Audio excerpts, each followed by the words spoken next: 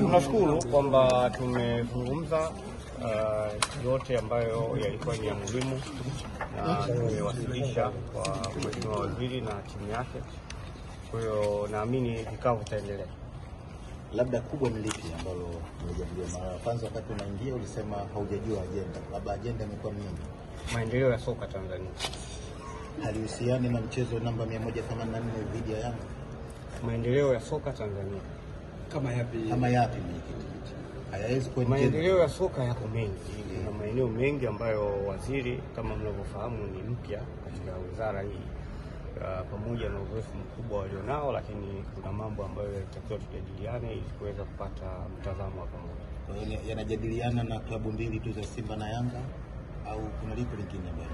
Sasa hiyo inabidi umuulize yeye kwa nini umewaita Simba na Yanga. Lakini sisi tumekuja kuwakilisha Simba. Kwa hiyo aliowakilishwa na watu wengine mimi sijui. Kwanza sijui hata kama Yanga wameita. Mwenyekiti, na katika majadiliano yenu kwenye kikao mmefikia hatua gani? Nakwambia vikao vinaendelea. Leo tumeanza kikao cha awali, tutafanya tena kikao wakati mwingine. Sawa, mwenyekiti, wakati Young Africans wanatoka walisema miongoni mwa kilichojadiliwa ilikuwa ni mchezo wenu wa Yanga na Simba. Labda nyinyi kwenye hayo majadiliano na kile ambacho ulichokisema kama ni maendeleo ya mchezo wa mpira wa miguu nchini, na ukasema kwamba hao waziri ni mpya kwenye wizara, kwa hiyo kuna mambo mengi ambayo alikuwa anataka kuyafahamu kwa kweli. Akijadiliwe kwa kitu kwa sababu wao wamesema tunajadiliwa. Kikao chetu sisi hakihusiani na chao. Kama ingekuwa kinahusiana ina maana tungekaa pamoja. Kwa hiyo siwezi kujibia jambo ambalo sikulishuhudia.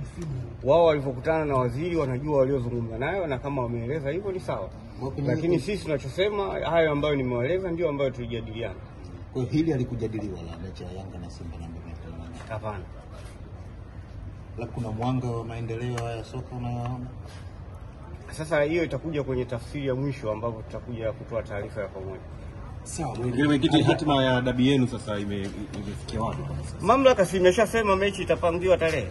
Kuna haja gani tena ya kusema hatima? Kuna hatima gani nyingine? Hamna hatima. Hatima mpira utachezwa tu siku nyingine kama itakavyopangwa. Wao wanashikilia kanuni, lakini kanuni hiyo inaipa mamlaka bodi ya ligi kubadilisha mchezo muda wote pale ambapo wanaona inafaa.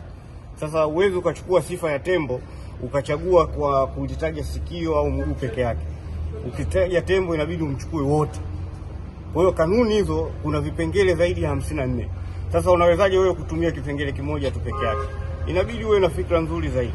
Niwatakie jioni njema, asanteni sana. Kwa hiyo watacheza. Debi itachezwa. Ndio tunaendelea, ligi tunaendelea.